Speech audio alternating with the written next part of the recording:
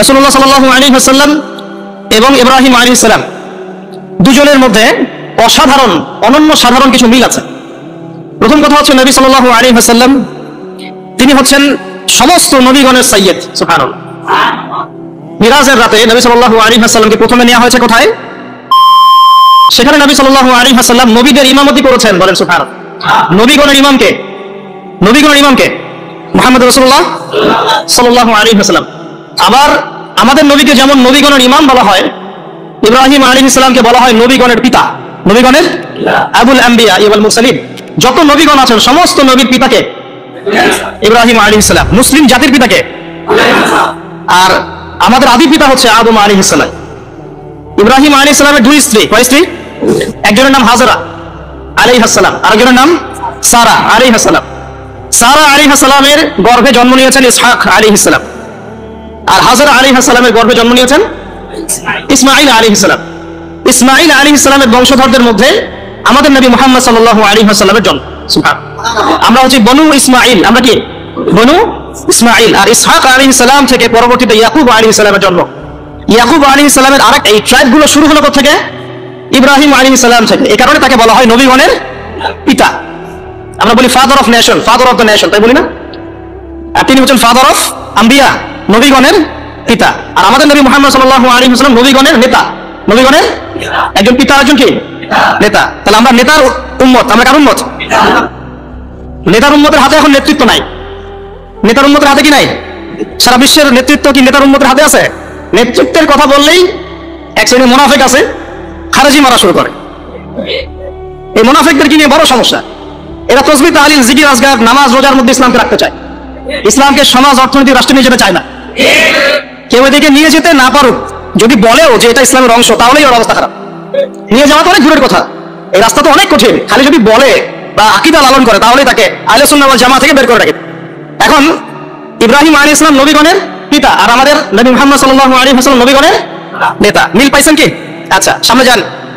ইব্রাহিম আলাইহিস সালামকে সর্বপ্রথম বাধা পেতে হয়েছে তাওহীদের পথে পরিবার থেকে। কোথেকে মনে আছে? বাবা বললো, বাবাকে তিনি দাওয়াত দিয়েছেন। আমি বিস্তারিত আলোচনা করেছি ঈদের আগের সেমিনারে, দেখে নিয়েন। সেখানে আমি পুরো রেফারেন্স ভিত্তিক আয়াতগুলো বলেছি, এখানে সময় পাবো না। সূরা মারিয়ামের মধ্যে আছে। সূরা কোন সূরা? সূরা মারিয়াম। বাসায় গিয়ে পড়ে দেখবেন। ইব্রাহিম আলাইহিস সালাম বলছেন যে আব্বা আপনি কিসের ইবাদত করেন?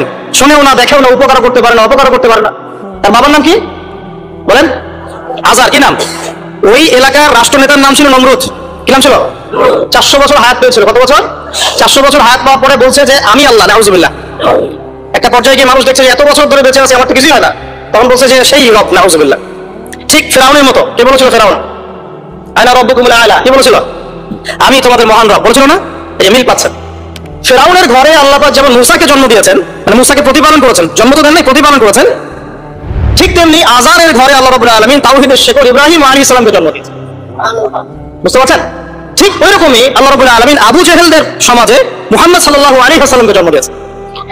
মানে যেখানে যত বেশি জাহেলিয়াত, সেখানে তত শক্তিশালী মুমিনের জন্ম হবে ইনশাআল্লাহ। তাহলে এখন কি সমাজে জাহেলিয়াত কম না বেশি? তাহলে আমাদেরকে শক্তিশালী মুমিন হতে হবে নাকি?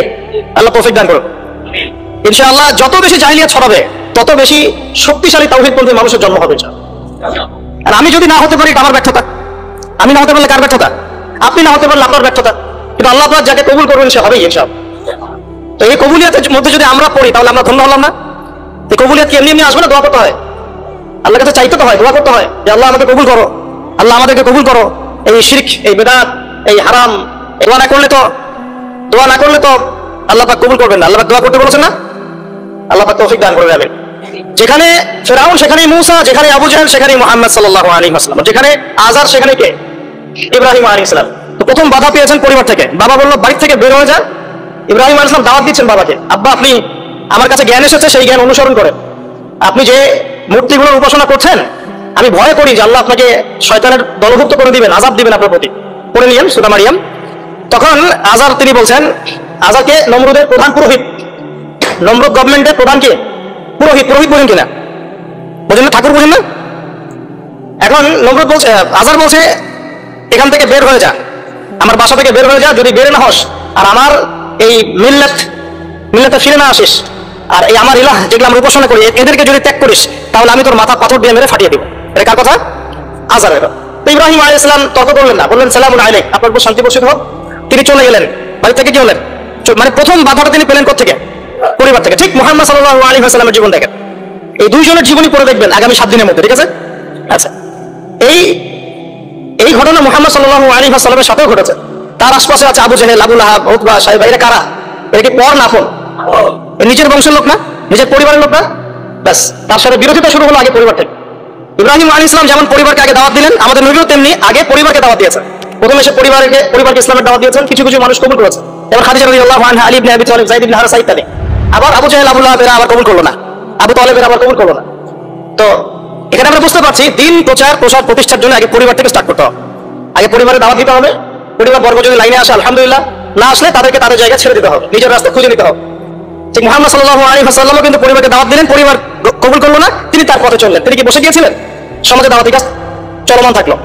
এই যে মিল পাচ্ছেন মুহাম্মদ সাল্লাল্লাহু আলাইহি ওয়াসাল্লাম ইব্রাহিম আলাইহিস সালামের জীবনে। এবার আরো সামনে যান, পরিবারের পরে ইব্রাহিম আলাইহিস সালামকে বাধা দিয়েছিল তার সমাজ, নাকি সমাজ, সোসাইটি। সমাজের মধ্যে দাওয়াতি কাজ করছেন, সমাজে চলমান যে ধারাগুলো আছে, চলমান জাহেলিয়াত, চলমান ফিতনা, ফাসাদ, শিরক, কুফর, এগুলো যারা তাবেদারি করে তারা ইব্রাহিম আলাইহিস সালামের পথে প্রতিবন্ধকতা সৃষ্টি করে। কেউ বলছে ওই যে চন্দ্র আমার রব, কেউ বলছে তারা এই যে তারকাগুলো রব, কেউ বলছে সূর্য রব। ভাই একবার ইব্রাহিম আলাইহিস সালাম বুঝতে পারলেন যেগুলো তো আমার রব নয়। তখন তিনি বলছেন ইন্নী ওয়াজ্জাহতু ওয়াজহিয়া লিল্লাযী ফাতারাস সামাওয়াতি ওয়াল আরদা হানিফান ওয়া মা আনা মিনাল মুশরিকিন, ইন্না সলাতি ওয়া নুসুকি ওয়া মাহইয়ায়া ওয়া মামাতি লিল্লাহি রাব্বিল আলামিন। মানে সমাজ দ্বিতীয় বাধা দিল। ঠিক একইভাবে মুহাম্মদ সাল্লাল্লাহু আলাইহি ওয়াসাল্লামকেও দ্বিতীয় বাধা কে দিয়েছে? সমাজ। কি বাধা? সমাজের মানুষ তাকে গালিগালাজ করা শুরু করেছিল, তাকে মোটামুটি ভাবে 15টা গালি খেতে হয়েছে। কতগুলো বলেন? কাকে গালি দিয়েছে? আমাদের নবী মুহাম্মদ সাল্লাল্লাহু আলাইহি ওয়াসাল্লামকে মোটামুটি ভাবে 15টা গালি খেতে হয়েছে। কাযযাব, মিথ্যাবাদী, সাহের, জাদুকর, তারপরে ফারিকুল জামাআ, ঐক্য বিনষ্টকারী, ঠিক আছে? তারপরে আরো অনেক, হ্যাঁ, মাজনুন, পাগল, মাজনুন মানে পাগল, এরকম অনেকগুলো, প্রায় 15টা আমি ঘুরে দেখেছি সব। আর তাকে সারা জীবনে প্রায় 16 বার হত্যা করার চেষ্টা করা হচ্ছে তাকে। এখন যদি আমি বলি যে ওই একটা সমাজে কথা প্রচলিত আছে যে ব্যক্তি খারাপ না হলে কি এমনি এমনি তার উপর জুলুম আসে, আমাদের এটা বলে না? লোক খারাপ না হলে কি এমনি মানুষ তাকে খারাপ বলে? 10 জন যাকে খারাপ বলে সে তো খারাপ হবে। মুহাম্মদ সাল্লাল্লাহু আলাইহি ওয়াসাল্লামকে 16 বার হত্যা করার চেষ্টা করা হয়েছে। এমনকি মক্কা বিজয়ের পরেও তাকে একবার হত্যা করার চেষ্টা করা হয়েছে। এখন আমরা যারা তাওহীদ মানে ধারণ করবো, তাওহীদের আমল করবো, তাওহীদের প্রচার করবো, আমরা যদি মনে করি যে আমাদের এই পথটা খুব মসৃণ হবে, একদম রেড কার্পেট বিছানো থাকবে, এটা সবচেয়ে বড় ধোঁকা আপনার জীবনে। কখনোই এমন হবে না, কখনো এমন হয়ও নাই, কখনো এমন হবেও না। যদি হয় তাহলে বুঝতে হবে যে আপনি হকের পথে নাই। যদি আপনার আমার গায়ে একটা ফুলের টোকাও না পড়ে, বুঝতে হবে যে আসলে আমরা হকের পথে নাই, এটাই সত্য কথা। কেউ বলুক আর না বলুক। এই যে ইমাম ইবনে তাইমিয়া রাহিমাহুল্লাহর কথা আমরা বলি, নাম শুনেছেন কিনা? তার উপর যে পরিমাণ নির্যাতন এসেছে এটা তো কল্পনা করতে পারবো না। আর আজকে আমি তারই আকীদা, তার আদর্শের কথা বলছি সমাজে, বাট আমার গায়ে একটা ফুলের টোকা পড়ে। তাহলে কোনটা প্রকৃত আর কোনটা কথিত বুঝতে হবে। আবু হানিফা রাহিমাহুল্লাহ বরেণ্য ইমামদের 4 জনের একজন। তার তো টাকা পয়সার অভাব ছিল না, খ্যাতির অভাব ছিল না, নিজের টাকা পয়সা খরচ করে বোর্ড গঠন করেছেন, ফতোয়া বিভাগ, অসামান্য খেদমত ইসলামের জন্য। তারপরেও শেষ বয়সে তাকে জেলখানায় বিষ প্রয়োগে হত্যা করা। তাহলে বুঝতে হবে ইব্রাহিমের পথে যারা চলবে, মুহাম্মদ সাল্লাল্লাহু আলাইহি ওয়াসাল্লামের আদর্শে যারা চলবে, তাদের মতোই তাদের উপর বালা মুসিবত, বিপদ আপদ আসতে পারে। আসতে পারে না, আসলে আলহামদুলিল্লাহ। না আসলে আলহামদুলিল্লাহ কেন বললাম? আল্লাহ পাক চাইলে মুসলিমদেরকে শক্তিশালীও করতে পারে। যেমন সুলাইমান আলাইহিস সালামের যুগে মুসলিমরা শক্তিশালী ছিল, দাউদ আলাইহিস সালামের যুগে মুসলিমরা কি ছিল?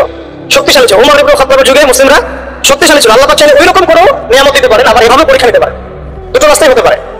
তো বেশিরভাগ ক্ষেত্রে যা হয়েছে পরীক্ষা এসেছে। এখন সমাজ বাধা দিল ইব্রাহিম আলাইহিস সালামকে, একই বাধা মুহাম্মদ সাল্লাল্লাহু আলাইহি ওয়াসাল্লামকে দেওয়া হয়েছে। তাকে গালি খেতে হয়েছে, এই যে পিঠের উপরে উটের নাড়ি ভুঁড়ি চাপিয়ে দেওয়া হয়েছে, তার গলায় চাদর দিয়ে ফাঁস দেওয়ার চেষ্টা করা হয়েছে, উহুদের মাঠে তার দাঁত শহীদ হয়েছে।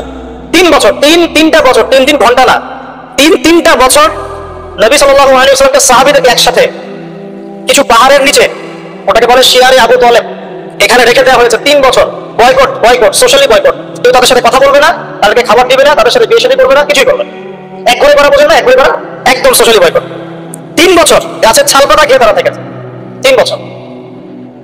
আমাদের নবীর কথা বলছে, আমাদের নবী যার আগেও কোনো গুনাহ নাই, পরেও কোনো গুনাহ নাই, যিনি কোনোদিনও নিজের স্বার্থে কোনো কাজ করেন নাই, সব করেছেন আমাদের জন্য, তাদের জন্য।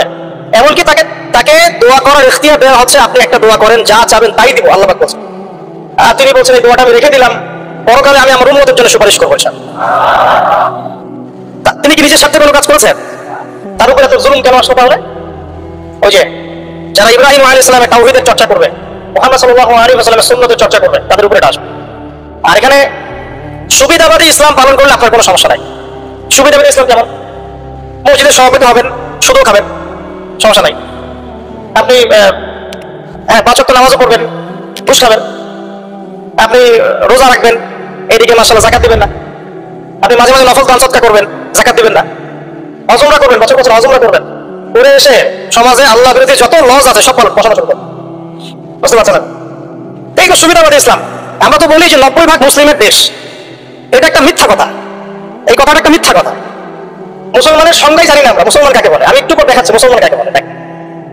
মুসলমান কাকে বলে আপনাকে আমি একটু বোঝানোর চেষ্টা করছি, আমি বোঝাতে পারি না।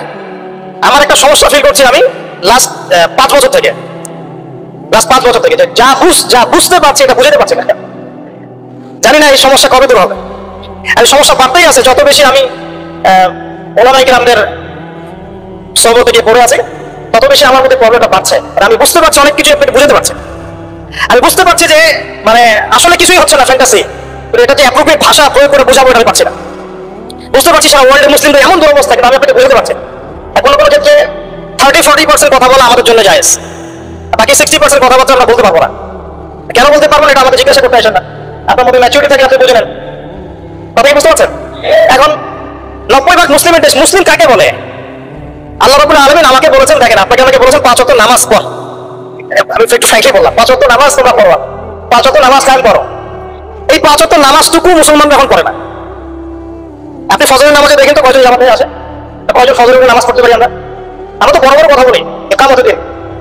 কারা এগুলো করবে? যারা পরীক্ষিত। কারা বদর যুদ্ধ করবে? যারা পরীক্ষিত, মক্কা 13 বছর পরীক্ষা দিয়ে আসছে, তারা না বদর যুদ্ধ করবে। আমি তো আকাশ থেকে তপাস করে একদিন পরে বদর যুদ্ধ করতে পারবে না, পারবেন? একটা ট্রেনিং পিরিয়ড ছিল 13 বছর। কত বছর?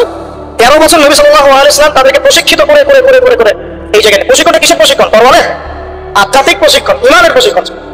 আপনার কি মনে হয় আবু সুফিয়ানের বাহিনী বেশি শক্তিশালী ছিল না বদরের বাহিনী বেশি শক্তিশালী ছিল? বাহ্যিকভাবে ওদের বাহিনী বেশি শক্তিশালী ছিল, ওদের কাছে অস্ত্র বেশি ছিল, সৈন্য বেশি ছিল, ট্রেনিং বেশি ছিল, বড় বড় লড়াকু যোদ্ধা ওদের। আর এদিকে মিসকিন কিছু মানুষ, গায়ে গায়ে গোস্ত নাই। হ্যাঁ, আবু বকর সিদ্দিক রাদিয়াল্লাহু আনহু কেমন মানুষ ছিলেন মনে করেন? হ্যাঁ, 6 প্যাক মনে করেন? রুগ্ন মানুষ ছিলেন, দুর্বল মানুষ। দুর্বল মানুষ, দুর্বল মানে কোন দুর্বল বলছি? ফিজিক্যালি দুর্বল কথা, মানে ফিজিক্যালি তিনি খুব বেশি মানে শক্তিশালী, লম্বা চড়া এরকম ছিলেন না, ছোটখাটো শুকনো হেল্লা পাতলা মানুষ ছিলেন। তো এই মানুষটা বদর যুদ্ধ করে না, কিসের শক্তি দেয়? সামরিক প্রশিক্ষণের শক্তি দেয়, ইমানের শক্তি। ইমানের, যদি মানুষের মধ্যে ইমানের প্রশিক্ষণ না থাকে, পারমাণবিক অস্ত্র দিলেও সে যুদ্ধে জিততে পারবে না। কথা বুঝতে পারছেন? তখন দেখা যাবে গুটি কয়েক কাফেরের হাতেই মুসলিমরা একদম শেষ। সারা বিশ্বে হচ্ছে না, মুসলমানরা মা খাচ্ছে না। এটার জন্য তাদের ক্রেডিট না, মুসলমানদের ডিসক্রেডিট, কারণ আমরা ইমানের লেভেল থেকে নেমে গেছে অনেক বেশি। যাই হোক, আমি বোঝাচ্ছিলাম এখানে যে দেখুন 5 ওয়াক্ত নামাজটুকু পড়তে পারে না। সম্পদ হয়েছে, আল্লাহ বলেছেন যে 2.5% যাকাত দিও। বেশি চান নাই তো? 2.5% মানে কতটুকু? 100 টাকা 2.5 টাকা, খুব বেশি ক্ষতি হয়ে যাবে দিলে। মানুষ আর যাকাত দেয় না। আল্লাহ পাক বলেছেন যে তোমরা জেনা ধার কাছেও যেও না। যুবকদের মধ্যে 5% যুবক খুঁজে পাবেন না জেনা থেকে মুক্ত আছে। অনেস্টলি বলেন, জেনা মানে তো আমি শুধু সরাসরি ফিজিক্যাল রিলেশন বোঝাচ্ছি না, জেনা তো আরো ক্যাটাগরিজ আছে না? কে কয়জন যুবক পাবেন হারাম অ্যাফেয়ার্স করে না, কোন দেখে না? এই যে মুভিজ গুলো অনলাইনে বসে বসে এগুলো ঘাটাঘাটি করে না, নায়ক নায়কের নাম জানে না। যুবকরা টিকটক খেলে, টিকটক ব্যস্ত থাকে, কিশোর গ্যাংয়ে যোগ দেয়, মোবাইল ফোন একটা ধরা দিয়েছেন, তার জীবনটা শেষ, ওইটাই তার সবকিছু। আর যে মেয়ের হাতে মোবাইল দিয়েছেন বাড়ির বাবা, ওই মেয়ের জীবনটা ধ্বংস করে দিয়েছে। সে শুধু একাই ধ্বংস হবে না, কিন্তু সে আরো 10 জনকে ধ্বংস করবে। দেখেন আল্লাহ পাক খুব সামান্য কিছু চাইছেন, বাবা একটু নামাজটা পড়তে আয়, বাস একটু কোরআনটা তেলাওয়াত করে আসে, কোরআনটা চর্চা কর, নবীর সুন্নাহ মাফিক একটু জীবনযাপন করার চেষ্টা কর, এতটুকুই পারি না। আর ইব্রাহিম আলাইহিস সালামকে আল্লাহ পাক বলছেন তোমার সন্তানকে কোরবানি করে দাও, জবাই করে দাও, তোমার সন্তানকে জবাই করে দাও। শেষ, তোমার সন্তানকে কি করো ভাই? সন্তান জবাই করার পরে আপনাকে নামাজ পড়তে বলেছেন, আল্লাহ পাক সেটাই করতে পারছেন। আর ইব্রাহিম আলাইহিস সালামকে বলা মাত্রই কোনো বিজ্ঞান নাই, কোনো যুক্তি নাই, কোনো দর্শন কিছুই নাই, তিনি বললেন সামি'না আতা'না, শুনলাম মানলাম। আল্লাহ পাক বলেছেন বাস, ইফকারা লাহু রাব্বুহু আসলিম। আল্লাহ পাক বলেছেন যখনই আল্লাহ পাক তাকে আত্মসমর্পণ করতে বলেছেন, তিনি বলেছেন আসলামতু লিরাব্বিল আলামিন, আমি জগৎ সমূহের রবের কাছে আত্মসমর্পণ করব। সন্তানকে রেখে আসো ওই যে জনমানবশূন্য জায়গায়, কাবা ঘরের ওখানে কোনো মানুষ আছে? কোনো প্রাণী আছে? পানিও নাই, খাবারও নাই, কিছুই নাই। কোনো পাগল ওই কাজ করতো নাকি যুক্তি বিজ্ঞান দর্শন দিয়ে? বলেন, আপনার কি লজিকে ধরে এটা? আপনি পারবো আমার সন্তানটাকে রেখে আসতে, আমার স্ত্রীকে রেখে আসতে? ইব্রাহিম আলাইহিস সালাম করলেন। এই যে যখনই আল্লাহর হুকুম এসেছে তখনই নিজের মাথাটাকে সমর্পণ করা, এটাকে আল্লাহ বলছেন ইসলাম। এটা কি বলছেন? এটাই ইসলাম। এখানে আমার যুক্তির দরকার নাই, বিজ্ঞানের দরকার নাই। থাকতে পারে বৈজ্ঞানিক ব্যাখ্যা, আমার না জানলেও চলবে। থাকতে পারে যুক্তি, না জানলেও চলবে। থাকতে পারে কোনো দর্শন না জানলেও চলবে, আল্লাহর হুকুম এটাই বড় কথা, ব্যাস। এর নাম হলো ইসলাম। এখন বলেন এই ইসলামের আওতায় কত পার্সেন্ট মুসলিম আছে বাংলাদেশে? আল্লাহ পাকের হুকুম আসছে, বাস মাথা পেতে গেছে। বলেন এখন দেখ, ওই যে আমরা বলি 90% মুসলিমের দেশ, একটা মিথ্যা কথা। যেহেতু আমরা শেষ করে দিই, আমাদের নামাজের পরে ইনশাআল্লাহ আলোচনা করবো। তো যেমন ইব্রাহিম আলাইহিস সালাম জীবনের পদে পদে এভাবে আত্মসমর্পণ করেছেন, ঠিক তেমনি মুহাম্মদ সাল্লাল্লাহু আলাইহি ওয়াসাল্লাম পুরো জীবন ভর যখনই আল্লাহ যে হুকুম এসেছে মাথা পেতে নিয়েছে। ঠিক আছে? সমাজ বাধা দিয়েছে ইব্রাহিম আলাইহিস সালামকেও, মুহাম্মদ সাল্লাল্লাহু আলাইহি ওয়াসাল্লামকে। তারা উভয়ই সমাজের এই প্রচলিত জাহিলিয়াতের বিরুদ্ধে লড়াই করেছে। ইব্রাহিম আলাইহিস সালামকে আগুনের পরীক্ষা দিতে হয়েছে, তাই না? নবী সাল্লাল্লাহু আলাইহি ওয়াসাল্লাম 15টা গালি খেতে হয়েছে, 16বার হত্যা করার চেষ্টা করা হয়েছে। ইব্রাহিম আলাইহিস সালাম বলতেন হাসবুনাল্লাহু ওয়া নি'মাল ওয়াকিল। সারা জীবন নবী সাল্লাল্লাহু আলাইহি ওয়াসাল্লাম বলেছেন হাসবুনাল্লাহু ওয়া নি'মাল ওয়াকিল। সূরা তাওবা শেষের দিকে পড়ে দেখেন। ইব্রাহিম আলাইহিস সালামকে শেষমেশ ওই এলাকার সমাজ ছেড়ে চলে যেতে হলো, ঠিক একইভাবে মুহাম্মদ সাল্লাল্লাহু আলাইহি ওয়াসাল্লামকে 13 বছর জুলুম সহ্য করার পরে চলে যেতে হলো মদিনায়। ঠিক আছে? ইব্রাহিম আলাইহিস সালামের সাথে কেউ নাই, তার স্ত্রী সারা আর এক স্ত্রী হাজেরা। মুহাম্মদ সাল্লাল্লাহু আলাইহি ওয়াসাল্লামের সাথে খুব বেশি মানুষ নাই, কোটি কয়েক সাথ। ইসলামের লেগেসি বহন করেছেন তার সন্তানরা, আর এদিকে নবী সাল্লাল্লাহু আলাইহি ওয়াসাল্লামের লেগেসি বহন করেছেন আবু বকর, ওমর, উসমান, আলীর মতো মানুষ রাদিয়াল্লাহু আনহু। ইব্রাহিম আলাইহিস সালামের আদর্শ সারা দুনিয়া ছড়িয়ে পড়েছে, বলে নাই? ঠিক মুহাম্মদ সাল্লাল্লাহু আলাইহি ওয়াসাল্লামের আদর্শ, তার দ্বীন দেখেন আজকে সারা বিশ্বের আনাচে কানাচে ছড়িয়ে গেছে। সবাই ইসলামকে স্বীকার তো করে, এটা আল্লাহর পক্ষ থেকে আসে। কেউ হয়তো আত্মসমর্পণ করে, কেউ করে না। সারা দুনিয়ায় সাইবেরিয়ার সে ঠান্ডায় গেলে আপনি মুসলিম পাবেন, চীনে গেলে মুসলিম পাবেন, রাশিয়ায় গেলে মুসলিম পাবেন, শুধু আরবে সীমাবদ্ধ নাই, সারা দুনিয়ায় ছড়িয়ে গেছে। ইব্রাহিম আলাইহিস সালামকে পরীক্ষার পর পরীক্ষা দিতে হয়েছে, একই পরীক্ষা নবী সাল্লাল্লাহু আলাইহি ওয়াসাল্লামকে বদরে, উহুদে, খন্দকে, খায়বারে সব জায়গায় দিতে হয়েছে। ইব্রাহিম আলাইহিস সালাম মূর্তি ভেঙেছিলেন, মনে আছে? ঠিক একই কাজ নবী সাল্লাল্লাহু আলাইহি ওয়াসাল্লাম মক্কা বিজয়ের দিন করেছে। এই দুইজনের জীবনী খালি পড়ে দেখা, আমি বলে শেষ করতে পারবো না, সময় নাই আমাদের হাতে। প্রত্যেক পদে পদে মিল আছে, প্রত্যেক পদে পদে। এই কারণেই হয়তো আমরা দরুদ ইব্রাহিম যখন পড়ি, আমরা অন্য কোনো নবীর নাম নিচ্ছি না, আমাদের নবীর সাথে ইব্রাহিম আলাইহিস সালামের নাম নিচ্ছি। সুবহানাল্লাহ। হয়তো এই কারণেই আমাদের নবী সাল্লাল্লাহু আলাইহি ওয়াসাল্লাম যখন মেরাজে গিয়েছেন না, তিনি বলেছেন আমি মেরাজে গিয়ে দেখলাম সপ্তম আসমানের একজন ব্যক্তি বাইতুল মামুরের সাথে হেলান দিয়ে বসে আছেন। আমি বললাম উনি কে? জিবরাইল আলাইহিস সালাম বলেন উনি হচ্ছেন আপনাদের এই যে ফাদার অফ দ্য নেশন, মানে মুসলিম জাতির পিতা, তিনি হচ্ছেন ইব্রাহিম আলাইহিস সালাম। ওখানে একটা কাবা ঘরের মতো ঘর আছে বাইতুল মামুর, ওখানে তাওয়াফ করে ফেরেশতারা। ঠিক আছে? নবী সাল্লাল্লাহু আলাইহি ওয়াসাল্লাম বলেন আমি সেদিন দেখেছি আমার চেহারা আর আমার বাবার চেহারা, মানে ইব্রাহিম আলাইহিস সালামের চেহারা একদম হুবহু মিল আছে। এই যে আমরা ঈদুল আযহা পালন করলাম, প্রিয় ভাইরা, কুরবানি করলাম, এখানে তো পশুকে কুরবানি করছে। এখানে মানুষ মুসলিম পশুকে কুরবানি করছে না, এখানে একটা পশুকে কুরবানি করছে। যে কুরবানি করছে ও সুদখোর, যে কুরবানি করছে ও দুর্নীতিবাজ, যে কুরবানি করছে ও তাগুত, যে কুরবানি করছে মুনাফিক, যে কুরবানি করছে বেনামাজি, যে কুরবানি করছে যাকাত দেয় না, যে কুরবানি করছে সে আল্লাহ পাকের বিধিবিধানের 5 পয়সা তোয়াক্কা করে না। গোশত খাওয়ার জন্য সমাজের মানুষ কি বলবে? তাহলে এক পশু আর এক পশুকে কুরবানি করছে না? বরং এখানে তো যে জবাই হচ্ছে, যে ইসমাইলের ভূমিকা পালন করছে, এই পশুর চেয়ে অনেক ভালো, অবশ্যই ভালো। আল্লাহ কি বলেছেন? উলাইকা কাল আনআম বাল হুম আদাল, বরং এরা পশুর চেয়ে নিকৃষ্ট। কারা? যাদেরকে চোখ দিয়েছে দেখে না, কান দিয়েছে শোনে না, অন্তর দিয়েছে উপলব্ধি করে না। আল্লাহ পাক আমাদেরকে এই পাশবিক চরিত্র থেকে হেফাজত করেন বলি আমি। পশুর চরিত্র কি? খাবে, ইস্তেঞ্জা মানে টয়লেট করবে আর সহবাস করবে, এই তো পুরো বস্তুবাদী সভ্যতার এখন এই তিনটাই উদ্দেশ্য। খাবে কিভাবে কিভাবে টয়লেট করবে, টয়লেট করতে গিয়ে টাইলস ফিটিং টয়লেটস, বাড়ি করে মিউনিসিপ্যালিটি টয়লেট হয়েছে, আর কিভাবে যৌন সম্পর্ক করবে। এই তিনটা জিনিস ছাড়া মানুষের এখন খুব একটা বেশি কাজ নাই। এগুলো পশুর স্বভাব। আল্লাহ আমাদেরকে কেন সৃষ্টি করেছেন? যাতে আমরা পুরো জীবনটা আল্লাহর ইবাদতে ঢেলে দেই, পুরো জীবন আল্লাহর যে হুকুম সামনে আসবে আত্মসমর্পণ করি। আমরা ইসলামের সংজ্ঞা মনে হয় বুঝতে পেরেছি। যখন যে হুকুম আসবে তখন সেটা মাথা পেতে না। এই যে এখন জুমার নামাজের হুকুম, বাস কোনো প্রশ্ন হয়, নামাজ পড়তে হবে, প্রশ্ন করার দরকার নাই। একটু করে আসরে রাখতে হবে, আজান দিলে আমাকে এখানে আসতে হবে। কেন আসতে হবে আমার জানার দরকার নাই, আল্লাহ বলেছেন তাই, বাস এভাবে অ্যান্সার দিবেন। কেন আমাকে যে সেকুলার মহল থেকে, নাস্তিক মহল থেকে কেন কেন কেন এইসব প্রশ্ন, এটা কেন ওটা কেন, কোরবানি কেন, এই কেন, তোমরা তোমাদের কেন নিয়ে থাকো, আমার উত্তর কেন? কারণ আল্লাহ এটা করতে বলেছেন তাই। তুমি আল্লাহর সাথে চ্যালেঞ্জ করো পরকালে, আমার তো তোমার হিসাব তুমি দিবে, আমার তো হিসাব দরকার নেই তোমার। প্রিয় ভাইরা, যখন আল্লাহ পাকের যে হুকুম আসবে সেই হুকুমের সামনে মাথা নত করার নাম হচ্ছে ইসলাম। আর ইসলাম ইব্রাহিম আলাইহিস সালাম যেমন প্রতিষ্ঠা করে গিয়েছেন, আমাদের নবী সাল্লাল্লাহু আলাইহি ওয়াসাল্লামও প্রতিষ্ঠা করে গিয়েছেন। এখন আমরা তার উম্মত কি এই সিরাতুল মুস্তাকিম থেকে সরে যাব? তাহলে ভাই এখন থেকে ফ্যান্টাসি বাদ দিই, আগে বুঝি ইসলাম কাকে বলে, ইসলামের পিলার কি কি, দিনই ইলম অর্জন করি। একদিনের খুতবায় কিচ্ছু হবে না, একদিন আপনার ভাই আসলে একটা শুনলে কিচ্ছু হবে না, হয়তো একটু ইন্সপিরেশন হবে, আবার শয়তান আপনাকে ঘিরে করবে। শয়তানের ঘিরে ধরাটা আমি নিজে থেকে ফিল করেছি 3 রকম ভাই। যখন একটা মানুষ পরিপূর্ণ শয়তানের দাসত্ব করে, গান বাজনা করে, বাদ্যযন্ত্র বাজায়, মদ খায়, হ্যাঁ, শয়তানকে কিছু বলে না, বিশ্বাস করেন, শয়তানকে কিছু বলে না, ওকে নিয়ে শয়তানের পেরেশানি নাই খুব একটা। এবার এই ধরনের ব্যক্তিরা যখন তওবা করে ইসলামের দিকে আসতে শুরু করে, এসে নামাজি হয়, রোজা রাখে, দান সদকা করে, দিনের ইলম অর্জনের চেষ্টা করে, শয়তানের সমস্ত শক্তি দিয়ে এর উপর আক্রমণ করা শুরু করে। আবার এই ব্যক্তি যদি মেহনত করতে করতে করতে করতে আরো বড় মাকামে পৌঁছে যায়, তখন এই ব্যক্তিকে দেখে শয়তান দূরে পালিয়ে যাবে। ঠিক এই ব্যক্তির মাকাম হচ্ছে উমর রাদিয়াল্লাহু আনহু মাকাম। তাকে দেখে শয়তান পালাতে গেল এবং তিনি এই মুজাহাদা করতে করতে করতে করতে ইমানের এমন বুলন্দ স্তর অর্জন করেছেন যে ওকে দেখে শয়তান পালিয়ে। তা আমাদের টার্গেট এখন এখানে যাওয়া, আল্লাহ পাক তৌফিক দান করুন। তাহলে এই যে প্রাথমিক ফ্যান্টাসি বাদ দিয়ে আপাতত আমাদের কাজ হচ্ছে 5 ওয়াক্ত নামাজ পড়া। কেন পড়বো প্রশ্ন করার দরকার আছে? উত্তর হচ্ছে আল্লাহ বলেছেন তাই, ব্যাস। 2 নম্বর কাজ হচ্ছে দিনী ইলম অর্জন করা। দিনী ইলম অর্জনের কোনো বিকল্প নাই। ইলম অর্জন এই 2 মাস 3 মাস 1 বছর করে করলে হবে না ভাই। এই মাসখানে একটা বই টান দিচ্ছেন, ওই একটা বই টান দিচ্ছেন, অমুক রেটের একটা বই পড়লাম, অমুক একটা পড়লাম, এভাবে হবে না। 98% যুবক এভাবে পড়াশোনা করে আমাদের জেনারেল শিক্ষিত। 98% যুবক এভাবে পড়াশোনা করে জেনারেল শিক্ষিত।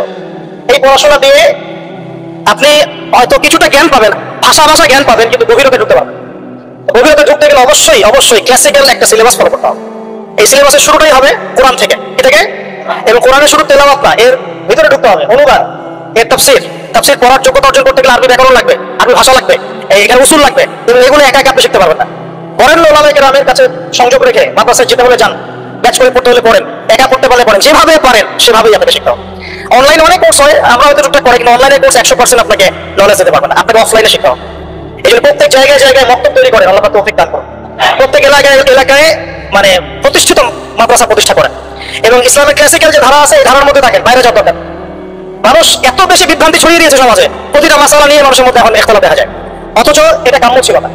আমরা যে চিরায়ত ইসলামগুলো ফলো করে আসছি এর মধ্যে কোনো সমস্যা নাই। যে সমস্যাগুলো দেখা যায় সেগুলো জাহেলদের কাছে। কেউ যদি কোনো জাহেলিয়াতের মধ্যে লিপ্ত হয়, এর মানে ওই এই কমিউনিটির সবাই জাহেল, ব্যাপারটা এরকম। আপনি কিছুই বোঝেন না, অন্তত যদি একটা মাযহাব ফলো করেন, হোক সেটা হানাফিজম, শাফিইজম, হাম্বলিজম, মালিকিজম, তারপরে আপনি হকে থাকবেন, এটা কোনো সমস্যা নাই। যারা এর বাইরে অনেক উল্টা বুঝে আপনার মাথাটা নষ্ট করে ফেলাচ্ছে, এটা পুরো একটা ফিতনা। পরে শেষে কি হবে আমি আপনাকে বলে দিই। শেষে আপনি ক্লাসিক্যাল ট্র্যাক থেকে বের হয়ে যে ব্যক্তি আপনাকে এই পথ দেখিয়েছে ওর তাকলিদ করা শুরু করবেন। শেষে কি আপনি ওর তাকলিদ করা শুরু করবেন, এটা হবে ফাইনাল ডেস্টিনেশন। ওর চেয়ে ভালো আপনি বরেন ইমামদের তাকলিদ করেন, তাও ভালো। যদি আমল করতে গিয়ে দেখেন কোনো আমল কোরআন সুন্নাহ থেকে একটু বাইরে চলে যাচ্ছে, মনে হচ্ছে ভালো দলিল মনে হচ্ছে আছে, তাহলে ওটাই ফলো করেন, সমস্যা কি? ওপেন মাইন্ডেড হন, কিন্তু ক্লাসিক্যাল ধারা থেকে বের হয়ে যান। ঘর থেকে বের হয়ে গেলে আপনাকে শকুনে খেয়ে ফেলবে। তো প্রায় শেষ করে দেই, 2 মিনিট। ইলম অর্জন করতে হবে ওলামায়ে কেরামের কাছে গিয়ে, একা হবে না, একা মোটেই হবে না। আর কিছু সাবজেক্ট বললাম, এগুলোর সাথে আপনার হাদিস থাকতে হবে, আপনার আকীদা থাকবে, আকীদা তাহাবিয়া থাকবে, আপনার সিরাত থাকবে, ইতিহাস থাকবে, অর্থনীতি থাকবে। এভাবে আস্তে আস্তে আপনি ওলামায়ে কেরামের কাছে যখন বসবেন, তারা আপনাকে সিলেবাস করে দিবে যে এগুলো করলে আস্তে আস্তে তোমরা ভালো জায়গায় যেতে পারো। আপনাকে আলেম হতে হবে, কি হতে হবে? আমরা তো আলেমদের অনেক ভুল ধরাতে ব্যস্ত না। ফেসবুক আছে আমাদের হাতে, ফেসবুক মানেই তো মানে শুয়ে জিহাদ করা যায়, ফেসবুকে কম্বলের নিচে শুয়ে জিহাদ করা যায়। আহলে ফেসবুক আর জামাত একটা আবার বাংলাদেশে চলছে, আহলে ফেসবুক আর জামাত, সারাদিন ফেসবুকে সব অ্যাক্টিভিটিস ফেসবুকে। তো আপনি আলেমের সমালোচনা করছেন, আপনি নিজে আলেম হন না কেন? করেন দেখি, আপনি পড়াশোনা করেন 10 বছর, কষ্ট সহ্য করেন, বাড়ি থেকে বের হয়ে এসে থাকেন,